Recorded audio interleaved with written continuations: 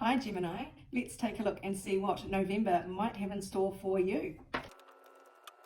Okay Gemini, this is the month where you are going to have a big breakthrough in whatever situation has been plaguing you because a fiery climax approaches and it is the time to harvest and gather all your blessings.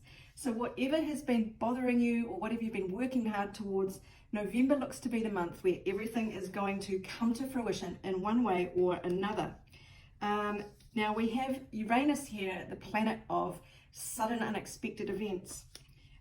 In this oracle reading is forming an inconjunct or quincunx, very hard to say, I don't like saying that word, quincunx aspect with Jupiter. Now this is sort of a very difficult aspect in astrology. It's all about two parties who can't really see eye to eye or have a lot of trouble even seeing each other. There's sort of a real wires crossed kind of vibe to this. And Jupiter is the planet of good luck, good fortune and expansion. And then Uranus is the planet of sudden events that shake everything up. Can be difficult to manage. It can be earth-shattering kind of information or changes, but it can also be like sudden inspiration or something coming in that is beneficial. So to me, there's a mixed message here. There's something sudden that's beneficial, but it might be hard for you to wrangle that. This breakthrough that you're getting, it is a fiery climax, so there might be a lot of unusual currents to navigate here, but it is going to change your life and it will change it for the better, but there are adjustments to be made. So let's take a bit of a closer look. I can already see here that you are this knight character. You are on a crusade. This is really all about persevering, working hard at something, going after the object of your interest or desire. It's somebody confident, heroic. There's a fighting spirit and great honor, bravery. So that is the energy around you in November, and it is definitely going to be very healing for your heart space. The emerald color is all about the heart chakra, and this is about healing, fertility, eternity, sexuality. It's about peace and soul restoration, free-flowing love. There is some element of an optical illusion here, however, and this might be why the inconjunct aspect came out between the changes and the good fortune, because something might be a bit difficult to manage here. So let us take a look with the tarot cards and have a closer look at what November has in store for you, Gemini.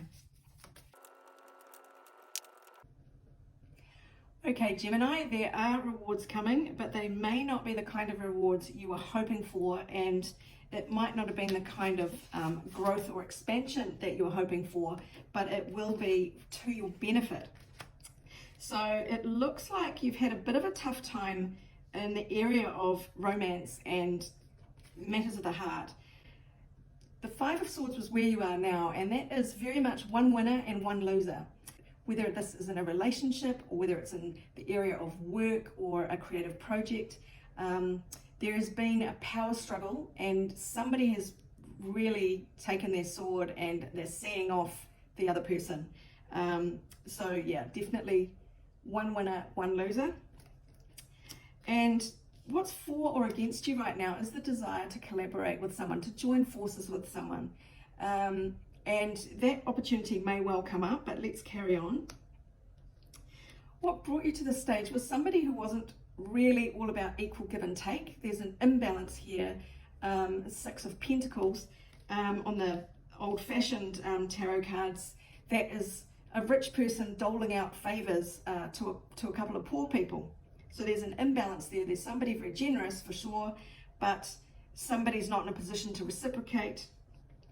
It can be breadcrumbing, where somebody's breadcrumbing you, not giving you their full attention. And it's left you at the moment, as well as a winner and loser scenario, present and passing, you feel really stabbed in the back and left in the dust. The good news is that this is the darkest before the dawn scenario. It cannot get any worse than this. The worst is over. So that's good news, because your hopes and fears around this situation are the Hanged Man, where you fear that nothing will ever change. that you're trapped or stuck in a cycle of bad luck, and that, you know, it's you, that you've got no power to do anything that you want to do. You're sort of beholden to somebody else or left hanging in a way. Now, unfortunately, the near future doesn't look any better. It's the Seven of Swords, and it's the card of theft. Someone stealing away, stealing something of yours. It could be you stealing something from someone else as a defense mechanism, hiding their swords so that they can't come and stab you in the night. That's one interpretation, but I just want to get clarification on the Seven of Swords. See what the near future is for you. Please clarify the Seven of Swords.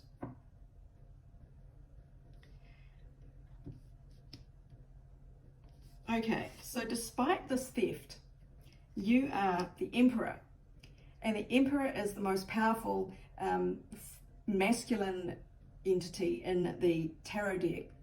Now, that doesn't mean that you have to identify as masculine. It is masculine energy. So it's very commanding energy.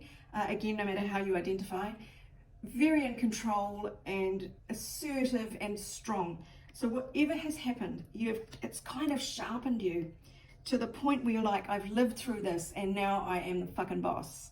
And you are. Because what we see coming up next is a fresh start, new passion, Ace of Wands. Wands is about action, but it's also about passion and magnetism. Something completely new springing up out of nowhere. And that could well be this Uranus card again. That is something new. We've got the breakthrough here, remember, and the fiery climax. So this looks like it could be the fiery climax, just present and passing, where there might be one final indignity where somebody just steals away from you. But you are actually untouched by this in a way because you've been through the worst already. So yeah, you get a brand new fresh start. You will kind of doubt that though. You're sort of in a prison of your own making there, with the Eight of Swords. That's being having a lot of doubts and fears in your mind that maybe aren't as serious as you think, because where you're heading is to calmer waters, the Four of Swords, and your outcome here is Three of Wands, so which is a nice progression from the Ace of Wands, which is just one wand. You're going to see some rewards for your labors. You're going to get fruitful endeavors here with the Three of Wands, and I clarified that with the Six of Wands, which is victory. It's like feeling riding in on your horse after a successful battle at war. So you are going to feel really, really strong. Now, the Hermit card clarified that again, because I just wanted to make sure I knew what I was talking about here. And so you may be going it alone, going within, just assimilating all the emotional lessons that you've learned. There are some worries. I think what you're going to be left with is the worries and fears that this will happen again, because we got the worry beads card that came out. But we got the Justice card as well here with the swords and scales. Balance will be restored. Don't worry about that. Let go of your fears, because there's going to be truth and justice for you.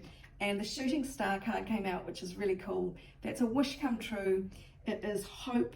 It's there might be something quick and incandescent and sort of a sudden, dazzling, passionate surprise coming in for you, maybe in December, because it's not being mentioned yet in the spread for November.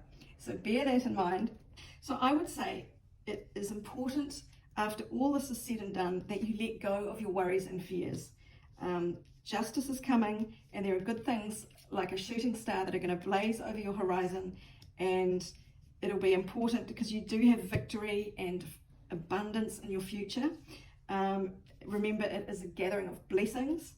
So at the end of this, I want to see you at the end of November feeling at the breakthrough. Remember, just realize how far you've come. You've been through the fire. There's fortune ahead if you can let go of your worries and doubts.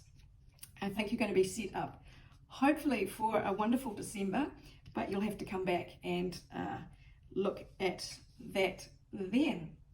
Okay, Gemini, I hope this has helped. This is Sarah wishing you much abundance, love, and joy.